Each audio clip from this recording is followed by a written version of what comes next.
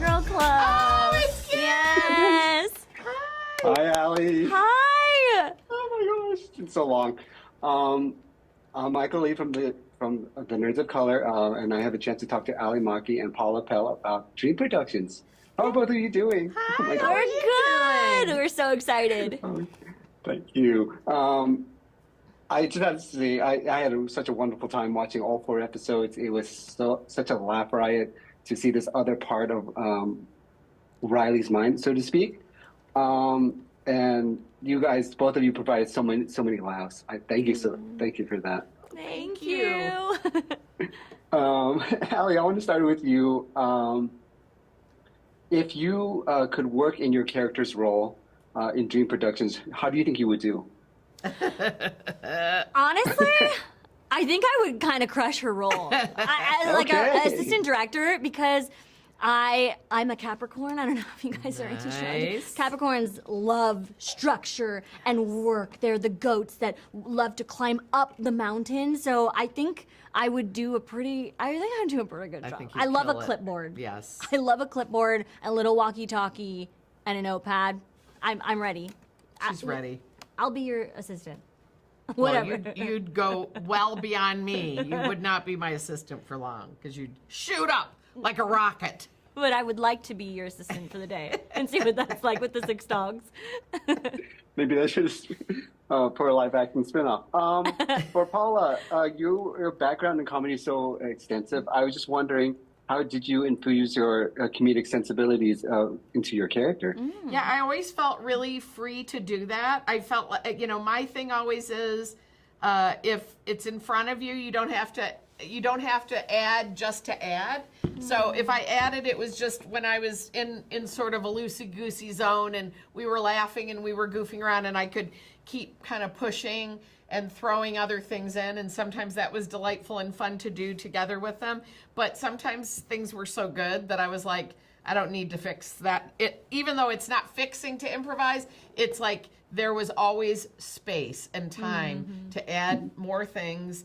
And then sometimes I was like, I don't even need to add anything else to this because there's so many good things they have to use, so many options they've already written. So to be with people like that you don't have to really add, but if you do, they're delighted. It's really a truly creative collaboration. It's wonderful. Yeah. And both of you have worked in Pixar. For Allie, you've worked in Toy Story, and you're reprising your roles for Paula. What's that like to just come back in these sort of capacities for you? For Allie, a different character, and for Paula, reprising your roles. It just feels like, how can you win the lottery twice? You know what I mean? Like, this is like a bucket list dream to work in a Pixar movie or project, and then they call twice? Yeah. Like, what? Excuse me?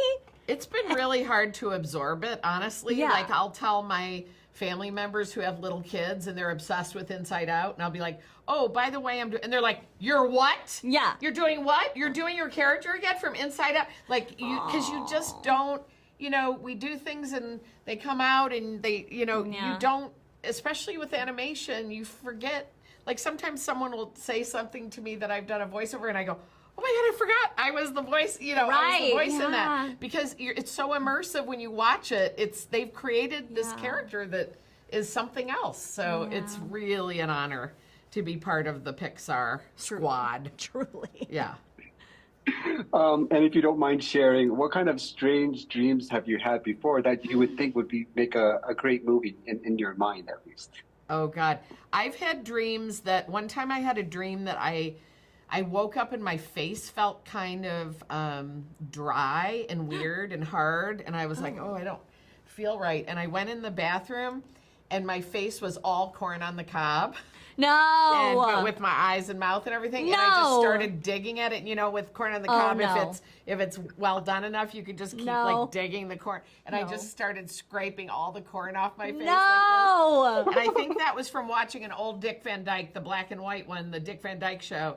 And he and Mary Tyler Moore, and he kept having dreams in this episode where he'd wake up and his whole head was all lettuce or his whole head. And I know it's from that because I went to bed that night and dreamt that my face was corn on the cob. I hate that so. It's I'm getting very like disturbing. like shivers from that. It seems like something from one of those terror movies of like what's his name that had all the spikes coming out of his head. What was that? Pinhead. What? From Pinhead from Hellraiser. Yes, Pinhead. That scared me so bad. No. Somebody took me to that movie and made me watch, and I sat like this the whole time. Like Totally understandable. like a deflated had to, like, curl up, Macy's too. Don't balloon. worry. I was Yeah. like this the whole time. I could not look.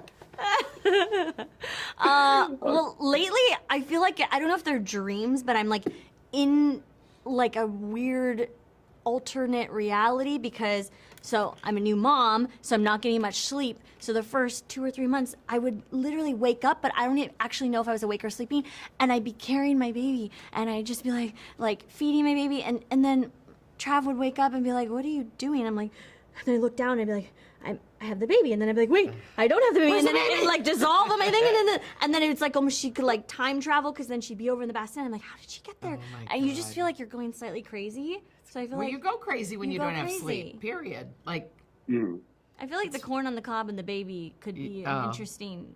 but you don't want the baby to have corn. No. You don't want to look down and go, that baby looks delicious. Or you just look in the bassinet and it's just a corn on the cob, and you're like, what has happened? Oh gosh. Well, thank you so much for your time. I really, like I said, I had a wonderful time watching all this. I'm so glad you these enjoyed it. episodes. And congratulations, That was our Allie, goal. on beating your mom. Thank you. It's so good to see you. It's good to see you again. Bye. Bye. Hi, I'm Michael Lee from the Nerds of Color, and I have a chance to talk to series producer Jaclyn Simon and directors Valerie, LaPoint, and Austin Madison of Dream Productions. How is everyone doing? Great. How are you? Great, thanks. I'm doing well. Thank you for asking. So these are kind of be group questions, but I just want to start off by saying I love these 4 episodes. They made me laugh and made me think about what my own dreams are and how you actually translated all that research into something so funny and so accessible. So thank you for that. Thank Yeah, you. thank you. So like I said, this is going to be some group questions.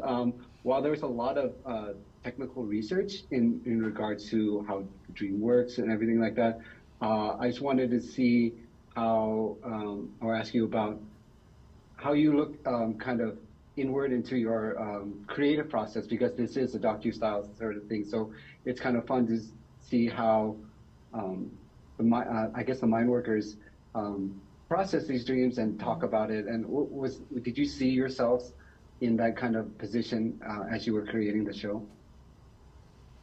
Yeah, especially I think it being a series where there's all these different directors who are doing dreams for Riley, and this was Pixar's earliest attempt at a series along with Win or Lose, which is coming out, and so we had different directors who had to collaborate, but I think what's different about the show and in real life is that we had a blast working together, and our series director Mike Jones did such a good job of keeping the overarching story in mind, but also letting Val and I have creative freedom, where in the show you see there's Jean played by Maya Rudolph, and it's like, you need to deliver better stuff for her. So Well, that was I didn't want to say anything, I was going to leave her out of it, but yeah, if anything, it was hard because there's these stereotypes of Hollywood personalities, and anytime we would touch a stereotype, you could just smell it and it felt unlikable. And so we really got to this point of, well, why do we make stories? For the good of the audience, right? And so, yeah, they are all making their decisions for the good of Riley, and that really helped sort of chiropractically adjust and help us find, the motivations for these characters. Mm-hmm. So now I'm going back to the technical research, and how did you try to strike a balance between making sure that Paula had the character had her story arc, while also weaving in all these about lucid dreams and sleepwalking? How did you make sure you balanced those things out? Well, I think we started with Paula's arc. We knew that she had come from directing this kitty dreams. In Inside Out, she directed, she created or found Rainbow Unicorn, right? And she sort of holds on to Rainbow Unicorn. but we know that Riley's older and Paula needs to grow. So that was the story that we were trying to tell, of showing Paula's growth. And in order for her to be successful, Riley has to grow as well. And then from there, it was more about who are the characters that can come in and help them both grow. And then my last question, what were the key things you were looking for in order to make these dream concepts more accessible, because they are very complicated, and then but when I watch it, it's like, oh, I wish I thought of that, or I could approach it that way. So yeah, well, I think the dreams themselves are, you're thinking about, well, what are common dream experiences? And flying or being lifted up, there's that element. And then also just for Riley, like what's happening to her, and her going to a dance for the first time feels like relatable to all of us. Like we've all been 12-year-olds and dealt with something like that. And then how she's struggling with it and helping it. Hopefully we relate, and then the dreams are sort of embodying that conversation in her head. Yeah, we were also lucky to have the emotion characters be able to be the audience watching the movie that is the dream, and we can watch, is Riley liking it or is she not liking it? And yes, you can cut to Riley tossing and turning, but it really helps to have Lewis Black as Anger going, "What are you doing? Are you insane?" So you get a barometer of, oh, this is not working, or oh wow, they're actually, like when Joy and Sadness are really enjoying the Canadian boyfriend dream, you get a feeling of wind in the sails, and like, oh my gosh, Paula's actually might be able to pull it off this time. Okay. Well, thank you so much for your time. I really, like I said, I really enjoyed this series, and I just can't wait to tell everyone about it. Thank you so much. Artists and professors, maybe a nerd who's just like you, talking about the things that you like too. So I invite you to the NOC. In full color, you see me. The hard knock life, comics, movies, and TV. Yeah, pop culture with a different perspective. Watch it on your screen, hit play, so check this.